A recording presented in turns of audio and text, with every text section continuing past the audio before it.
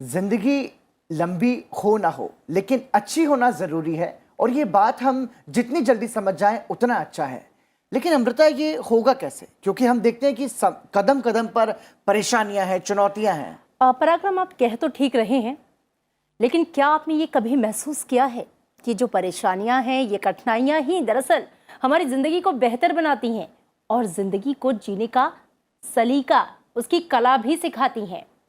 तो सीखिए art of life और जिंदगी की हर सुबह का स्वागत मुस्कुरा कर करिए और सकारात्मकता के साथ, पूरे आत्मविश्वास के साथ हर नए दिन का आगाज कीजिए। हेलो इंडिया, मैं हूं पराक्रम सिंह शेखावत। हेलो इंडिया, मैं हूं आपके साथ अमृता चौरसिया।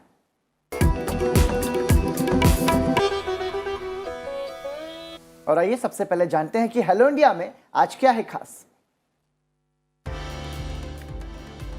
हेलो इंडिया में जानेंगे देश दुनिया का हाल, नजर डालेंगे राष्ट्रीय खबरों पर, साथ ही जानेंगे राज्यवार खबरें और अंतर्राष्ट्रीय समाचार भी।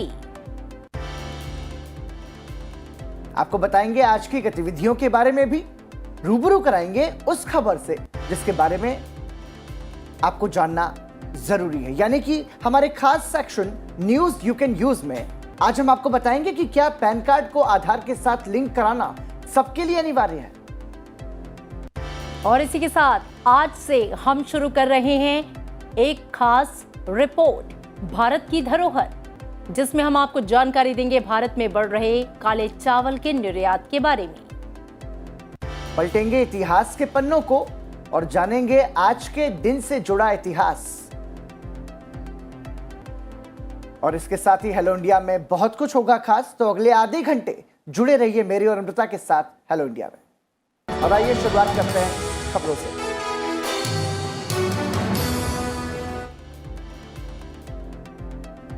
और लोकसभा में आज संविधान, अनुसूचित जनजातियां और आदेश, चूंकि संसद का बजट सत्र चल रहा है लिहाजा हम आपको बता दें कि लोकसभा में आज संविधान, अनुसूचित जनजातियां आदेश दूसरा संशोधन विधेयक 2022 विचार और पारित किए जाने के लिए पेश किया जाएगा। विधेयक में प्रस्तावित संशोधनों को अर्जुन मुंडा सदन में पेश करेंगे।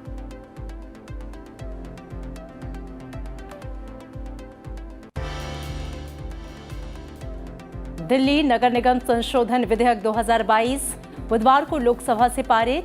गृह मंत्री अमित शाह ने दिल्ली की नागरिक सेवाओं की देखभाल करने वाले एक इकाई के लाभों को रेखांकित किया। राज्यसभा में संविधान, अनुसूचित जाति और अनुसूचित जनजाति आदेश संशोधन विधेयक 2022 पारित कर दिया गया। जनजाति मामलों के मंत्री अर्जुन मुंडा का इसमें बयान आया। उन्होंने कहा कि सूची में कुछ अन्य समुदायों को शामिल करने के संबंध में विभिन्न राज्यों की सिफारिशों पर गंभीरता से विचार किया गया है। Chartered accountants, cost and works accountants और कंपनी सेक्रेटरी संशोधन बिल 2021 लोकसभा से पारित। वित्त मंत्री का सदन को भरोसा, सरकार संस्थानों के कामकाज में हस्तक्षेप करने या उन्हें कमतर करने का नहीं रखती है इरादा। श्रम और रोजगार मंत्रालय के कामकाज पर राज्यसभा में चर्चा। सदस्यों ने श्रमिकों के सामने आने वाले मुद्दे उठाए। एमएसएमई इकाइयों के बंद होने पर भी चिंता जताई।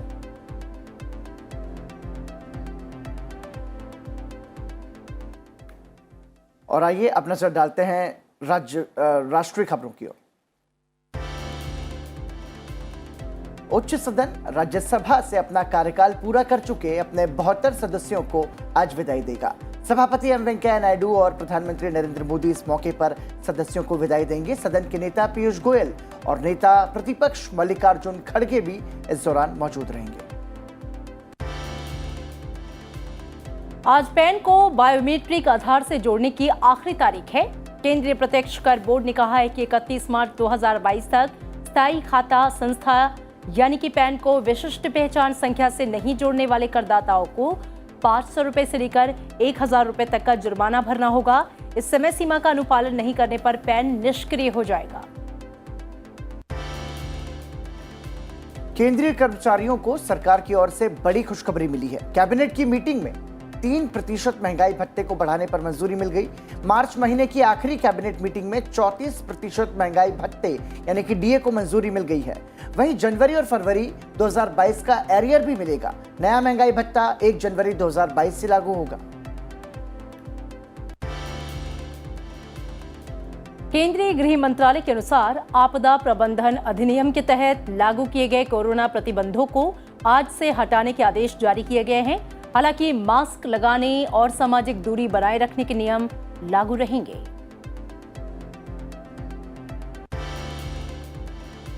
प्रधानमंत्री के नेतृत्व वाली सुरक्षा मामलों की कैबिनेट समिति ने बड़ा फैसला लिया है। समिति ने 3,887 करोड़ रुपए की लागत से स्वदेश में विकसित 15 हल्के लड़ाकू हेलीकॉप्टर खरीदने को मंजूरी दी है। रक्षा मंत्रालय ने बताया कि इनमें से 10 हेलीकॉप्टर भारतीय वायुसेना और 5 विमान भारतीय सेना को दिए जाएंगे। कानून मंत्री किरेन रिजिजू ने बुधवार को न्याय विभाग की एक नई वेबसाइट लॉन्च की है। मंत्रालय ने कहा कि नई वेबसाइट सुरक्षित, स्केलेबल और सुगम है। खास बात यह है कि यहां लोग देश की 6 हाई कोर्ट की कार्यवाही लाइव स्ट्रीम पर देख सकेंगे। ये वेबसाइट लॉन्च जो किया है आज, ये पेज लॉन्च किया है, इससे बहुत बड़ा बल मिलने वाला है लोगों तक। So we must ensure that hard work being put on to create this facility has to be spread as fast and as wide as possible. लोगों तक पहुंचाना बहुत जरूरी है। उच्च न्यायालय ने बुधवार को फेसबुक जैसी सोशल मीडिया कंपनियों की गोपनीयता नीतियों पर अपनी चिंता व्यक्त करते हुए कहा कि इन कंपनियों द्वारा लागू लोगों के व्यक्तिगत डेटा को साझा करने और स्क्रैप करने की जांच की जानी चाहिए। और आइए अब नजर डालते हैं राज्यवार सुर्खियों पर। प्रधानमंत्री नरेंद्र मोदी आज पश्चिम बंगाल के भाजपा सांसदों के साथ मुलाकात कर सकते हैं। पश्चिम बंगाल में जारी राजनीतिक बवाल के बीच राज्य के सांसदों के साथ नाश्ते पर प्रधानमंत्री नरेंद्र मोदी की मुलाकात कई मायनों में महत्वपूर्ण है। बीरभूम हिंसा के बाद भाजपा नेता ने राज्य से लेकर दिल्ली तक ममता बनर्जी सरकार के खिलाफ मोर्चा खोल रखा है। इस मुद्दे को लेकर भाजपा सांसदों का प्रतिनिधिमंडल गृह मंत्री अमित शाह से मुलाकात कर कार्रवाई की मांग भी कर चुका है। तमिलनाडु के मुख्यमंत्री एम.के. स्टालिन अपनी 4 दिवसीय नई दिल्ली यात्रा के दौरान आज प्रधानमंत्री नरेंद्र मोदी से मुलाकात करेंगे और राज्य के विकास से जुड़े कई मुद्दों को उनके सामने उठाएंगे।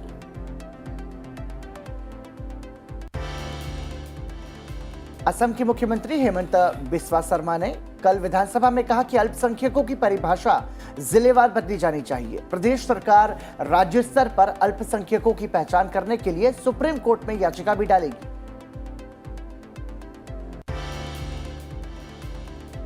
पंजाब सरकार ने शिक्षा को लेकर 2 बड़े फैसले किए हैं। राज्य के निजी स्कूलों को इस सेमेस्टर में प्रवेश शुल्क नहीं बढ़ाने के आदेश दिए गए हैं। साथ ही कोई भी निजी स्कूल अभिभावकों को किसी खास दुकान पर जाकर यूनिफॉर्म और किताबें खरीदने के लिए नहीं कह सकेगा।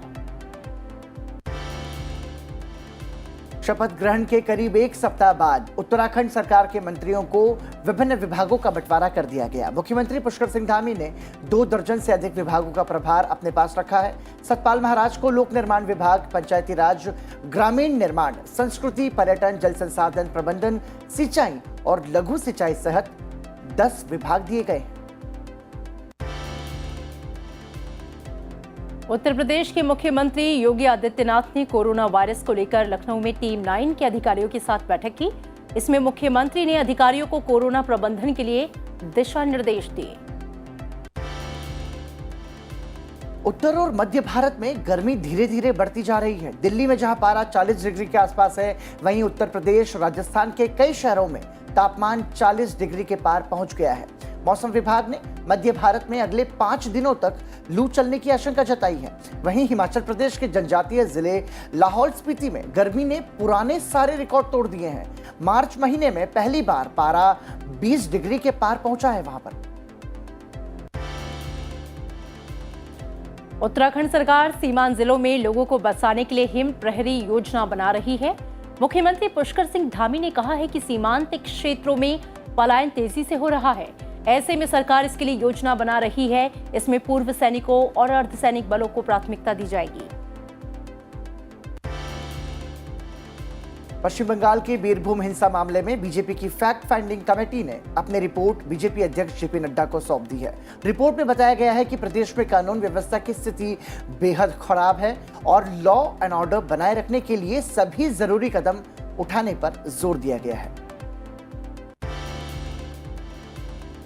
पुडुचेरी के मुख्यमंत्री एन रंगासामी द्वारा पेश किए गए लेखानुदान विधेयक को पारित करने के बाद विधानसभा की कार्यवाही अनिश्चितकाल के लिए स्थगित कर दी गई है।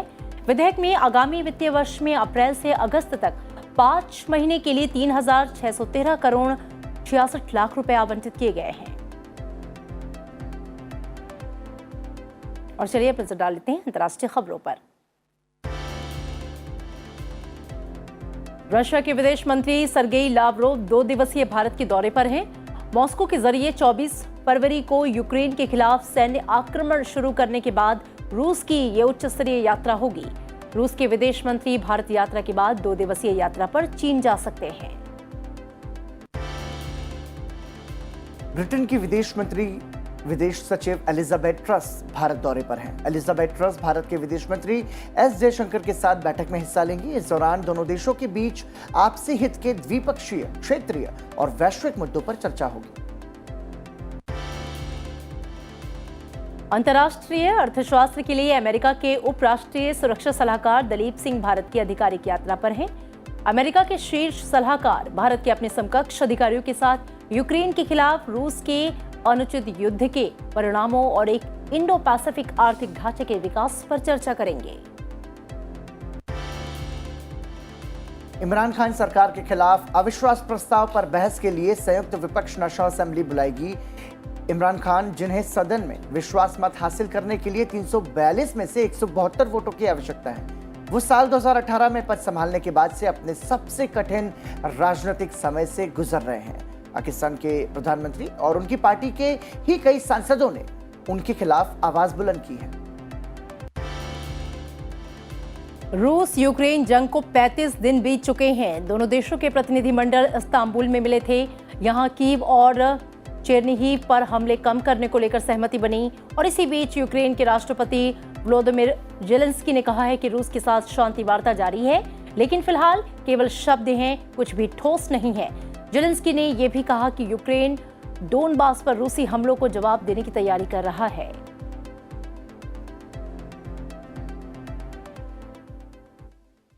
और आइए अब एक नजर डालते हैं आज की खास गतिविधियों पर। राज्यसभा के 72 सदस्यों को आज औपचारिक विदाई दी जाएगी। विदाई समारोह का आयोजन राज्यसभा के सभापति वेंकैया नायडू के आवास पर आज शाम 6 बजे किया जाएगा। इसके साथ ही आज सुबह 10 बजे संसद भवन में राज्यसभा से सेवानिवृत्त होने वाले संसद सदस्यों का ग्रुप फोटोग्राफ होगा। इस अवसर पर प्रधानमंत्री नरेंद्र मोदी मौजूद रहेंगे। Parliamentary research and training institute pride संसद सदस्यों के लिए डिजिटल संसद ऐप और मैक्स्टर पर आज शाम 3 से 4 बजे तक कार्यशाला का आयोजन कर रहा है। लोकसभा से जुड़ी सामाजिक न्याय और सशक्तिकरण संबंधी स्थायी संसदीय समिति की बैठक का आयोजन आज शाम 3 बजे किया जाएगा। लोकसभा से जुड़ी पुस्तकालय समिति की बैठक भी आज शाम 3 बजे बुलाई गई है। और अब हम अगली खबर का रुख करेंगे और पराक्रम अपने दर्शकों को एक बेहतरीन जानकारी देंगे। क्या आपको पता है कि आपके पास कितने भी दस्तावेज मौजूद हैं? उनमें से 2 ऐसे दस्तावेज हैं जिनकी जरूरत आपको सबसे ज्यादा पड़ती है। दरअसल हम बात कर रहे हैं आधार कार्ड की और पैन कार्ड की। बैंक में खाता खुलवाना हो, लोन लेना हो, क्रेडिट कार्ड बनवाना हो, जैसा कोई भी काम करना हो, लेकिन ये 2 कार्ड जो होते हैं वो आपको चाहिए ही चाहिए। बिल्कुल, ये दोनों दस्तावेज बहुत जरूरी है। और आपको पता है कि अब पैन कार्ड को आधार कार्ड से लिंक कराना भी अनिवार्य है। और अमृता, उसकी जो आखिरी तारीख है जी, वो आज है। हालांकि हमने समय समय पर पहले भी इस बात की जानकारी दर्शकों को दी थी। तो ये आप समझिए कि आज 31 मार्च 2022 है और उसमें आपके आधार कार्ड को पैन से लिंक कराने की आज आखिरी तारीख है। यदि आप ऐसा नहीं कराते हैं तो आपको 500 से 1000 रुपए तक का जुर्माना हो सकता है। और साथ ही आपको बता दें कि इनकम टैक्स जो टैक्स कानून है 1961 के सेक्शन 234H के तहत आपको 1000 रुपए का जुर्माना और इसके साथ कई और नुकसान भी झेलना पड़ सकता है। लेकिन पराक्रम, बहुत से लोगों को पैन और आधार कार्ड को लिंक कराने को लेकर तरह तरह के सवाल उनके मन में है कि क्या ये सभी के लिए अनिवार्य है। तो आज हम बताएंगे कि ये किन लोगों के लिए अनिवार्य नहीं है, और इसके लिए देखते हैं ये report news you can use में। 31 मार्च से पहले आधार और पैन कार्ड लिंक करना जरूरी है, लेकिन क्या आपको पता है कि ऐसे बहुत से लोग हैं जिन पर ये नियम लागू नहीं होगा, यानी कि उनके लिए आधार और पैन कार्ड लिंक कराना जरूरी नहीं है। ध्यान से सुनिएगा, वो लोग जिनके पास आधार नंबर या एनरोलमेंट आईडी नहीं है, उनके लिए आधार कार्ड और पैन कार्ड लिंक कराना जरूरी नहीं है। इसके अलावा इनकम टैक्स एक्ट 1961 के तहत भारत में रहने वाले नॉन रेजिडेंट लोगों पर भी ये नियम लागू नहीं होता है। सीनियर सिटीजन यानी कि 80 साल से अधिक उम्र के लोगों के लिए भी आधार और पैन कार्ड लिंक कराना जरूरी नहीं है। देश के कुछ राज्य जैसे जम्मू कश्मीर, मेघालय, असम के लोगों पर भी ये नियम लागू नहीं होता। इसके साथ ही भारत में रहने वाले विदेशी नागरिक यानी कि जो लोग भारत के नागरिक नहीं हैं, उन पर भी ये नियम लागू नहीं होता है। तो ये रिपोर्ट, और इस रिपोर्ट को देखने के बाद में मुझे लगता है अमृता, बहुत सारे लोगों को ये समझ में आया होगा कि ये किन के लिए ज़रूरी है और किन के लिए ज़रूरी नहीं है। चूँकि आपको अब जानकारी है तो आज आखिरी तारीख है, आज का समय है, अपना आधार पैन से लिंक ज़रूर कराइए, नहीं तो आपका पैन कार्ड निष्क्रिय हो सकता है। बिल्कुल, इस बात का विशेष ख्याल रखें। और पराक्रम, वक्त हो गया एक छोटे से ब्रेक का। ब्रेक के बाद जब हम लौटेंगे तो बहुत सारी खबरें हैं, बहुत सारी जानकारियाँ हैं और हमारा इतिहास भी है। बिल्कुल, इतिहास के पन्नों को पलटते हैं ब्रेक के बाद। बने रहिए हमारे साथ।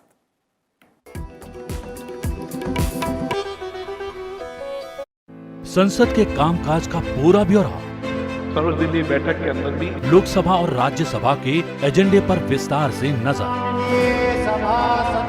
संसदीय समितियों की रिपोर्ट्स, प्रश्नकाल के सवाल, राष्ट्र से क्या विधेयकों के मायने, चर्चा के मुद्दे, सत्ता पक्ष और विपक्ष की रणनीति का हर अपडेट देखिए संसद में आप।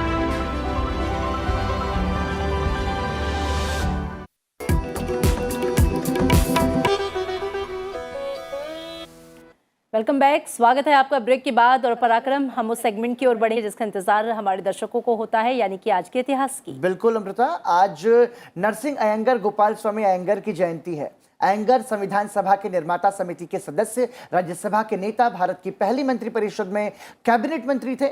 और कौन सी घटनाएं आज के दिन में दर्ज हैं, ये आपको बताते हैं।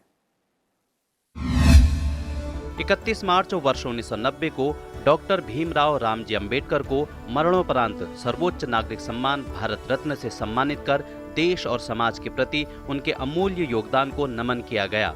डॉक्टर अंबेडकर लोकप्रिय भारतीय विधिवेता, अर्थशास्त्री, राजनीतिज्ञ और समाज सुधारक थे। इन्होंने बौद्ध दलित आंदोलन को प्रेरित किया और दलितों के प्रति सामाजिक भेदभाव के विरुद्ध अभियान चलाया था। ये स्वतंत्र भारत के प्रथम विधि और न्याय मंत्री और भारतीय संविधान के जनक और भारत गणराज्य के निर्माताओं में से एक थे।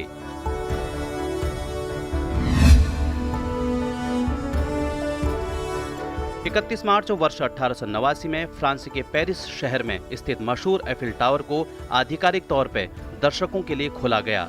इस टावर का डिजाइन और निर्माण कार्य अलेक्जेंड्रे गुस्टाव एफिल की दिशा निर्देश में हुआ। ये एक फ्रांसीसी सिविल इंजीनियर थे। इस विश्व प्रसिद्ध टावर का निर्माण कार्य 135 वर्ष पूर्व जनवरी 1887 में शुरू हुआ था और मार्च 1889 में यह बनकर तैयार हुआ। इसे यूनिवर्सल एक्सपोजर के लिए बनाया गया। एफिल टावर की कुल लंबाई 324 मीटर थी। हाल ही में इस ऐतिहासिक टावर के ऊपर 6 मीटर का एक नया डिजिटल रेडियो एंटीना लगा दिया गया है, जिससे इसकी कुल लंबाई 330 मीटर हो गई है। इस डिवाइस को हेलीकॉप्टर की मदद से लगाया गया। तो आज के इतिहास के बाद अब बढ़ते हैं आगे। और अमृता, जैसा कि हमने शुरू में भी कहा था कि आज से हम एक नया सेगमेंट शुरू करने जा रहे हैं हेलो इंडिया में, और उस सेगमेंट का नाम है भारत की धरोहर। इस सेक्शन में हम आपको बताएंगे भारतीय उत्पादों की, उसकी विस्तार से देंगे जानकारी, जिनके देश विदेशों में लोकप्रियता के साथ साथ निर्यात भी बढ़ रहा है। और आज जिस उत्पाद के बारे में पराक्रम हम अपने दर्शकों को बताएंगे, उसका नाम भी बेहतरीन है और वो आपकी सेहत के लिए भी बहुत अच्छा है और भारत की अर्थव्यवस्था को मजबूत कर रहा है।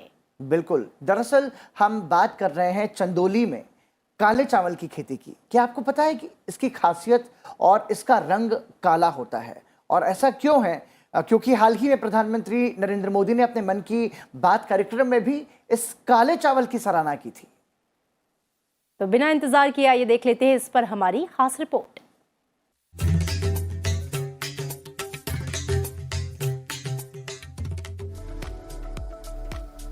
हमारी थाली में चावल का विशेष महत्व है। चावल एशिया की सबसे महत्वपूर्ण फसल है। भारत में भात, खिचड़ी सहित तमाम पकवान चावल से बनते हैं।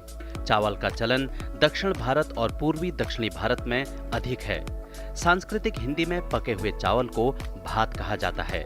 बासमती चावल भारत की एक प्रसिद्ध किस्म है जो विदेशों में भी निर्यात किया जाता है। पर इन दिनों चावल की एक अन्य प्रजाति काला चावल सुर्खियों में है। जी हां, चंदौली का काला चावल इन दिनों इतनी सुर्खियां बटोर चुका है कि प्रधानमंत्री नरेंद्र मोदी ने कार्यक्रम मन की बात में भी इसका विशेष रूप से जिक्र किया है। प्रधानमंत्री नरेंद्र मोदी ने इसे वोकल फॉर लोकल का सटीक उदाहरण बताया है। इस चावल की विशेषता है कि यह सामान्य बासमती चावल से कई गुना गुणकारी है। इस काले चावल में विटामिन ई, कैल्शियम, मैग्नीशियम होता है जो डायबिटीज, अल्जाइमर, हाइपरटेंशन जैसी गंभीर बीमारियों से निजात दिलाने में कारगर है। अपने इसी लाभकारी गुणों की वजह से यह चावल आज देश में ही नहीं बल्कि दुनिया भर में सुर्खियां बटोर रहा है। इस चावल की पैदावार के लिए चंदौली के किसानों ने लीक से हटकर काम किया है। इसी वजह से चंदौली के किसानों ने इस काले चावल को अपना विशेष उत्पाद बनाया है। जिले में 1000 किसानों ने 500 हेक्टेयर में काले चावल की खेती की है। चंदौली के काले चावल में एंट्रोसाइनिन पाया जाता है। इसकी वजह से इसका रंग काला होता है। राइस रिसर्च इंस्टीट्यूट समेत अन्य संस्थानों ने जांच कर इसकी पुष्टि की है। किसानों को लागत की तुलना में इससे लगभग 4 गुना अधिक मुनाफा होता है। हाल ही में यूएनडीपी ने भी चंदौली के ब्लैक राइस की तारीफ की है।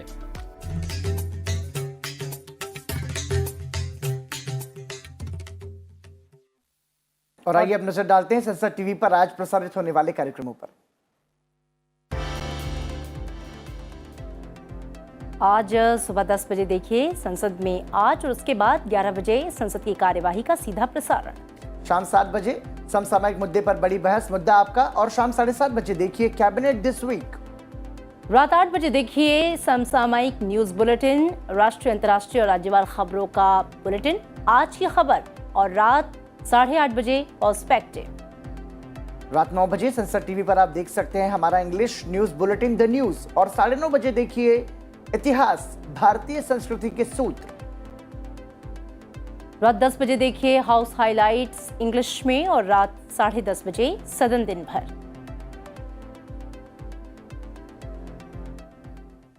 आपको याद होगी बेजू बावरा की गौरी, दिल अपना और प्रीत पराई की करुणा, और पाकीज़ा की नरगिस, एक ऐसी अदाकारा जिनकी आवाज की भीनी भीनी खुशबू से सुनने वाला मदहोश हो जाता था। जी हाँ, जिनकी अदाकारी की संजीदगी के सामने बड़े से बड़ा उस्ताद भी नतमस्तक होता था। जी हाँ, हम बात कर रहे हैं ट्रेजेडी क्वीन मीना कुमारी की। फिल्म पाकीज़ा मीना कुमारी के फिल्मी करियर की मील का पत्थर साबित हुई। फिल्म पाकीज़ा के निर्माण के दौरान मीना कुमारी की हालत खराब होने लगी, और इसके बावजूद भी उन्होंने न केवल पराक्रम फिल्म का निर्माण का काम पूरा किया, बल्कि शानदार अभिनय करके उस फिल्म को और खुद को भी अमर बना दिया। फिल्म पाकीज़ा फरवरी 1972 में रिलीज हुई, और उसके कुछ दिनों बाद ही 31 मार्च 1972 को एक बेहद संजीदा और बाकमाल अदाकारा ने इस दुनिया फानी को अलविदा कर दिया। आज उनकी पुण्यतिथि के मौके पर चलते चलते आपको छोड़े जाते हैं बेहतरीन अदाकारा मीना कुमारी के कुछ खूबसूरत गीतों के साथ। जी हाँ, लेकिन इसी के साथ साथ 10 बजे सुबह मेरे सहयोगी प्रतिबिंब शर्मा के साथ आप संसद की गतिविधियों पर हमारा खास कार्यक्रम संसद में आज देखिए। लेकिन इसके अलावा एक अहम जानकारी और कि हेलो इंडिया में जो भी खबरें दिखाई गई हैं उसको आप हमारे संसद टीवी के सोशल मीडिया प्लेटफॉर्म्स पर देख सकते हैं, उसके ऐप पर जा सकते हैं और इसको फॉलो कर सकते हैं। इसी के साथ मुझे और अमृता को दीजिए इजाजत। नमस्कार। नमस्कार।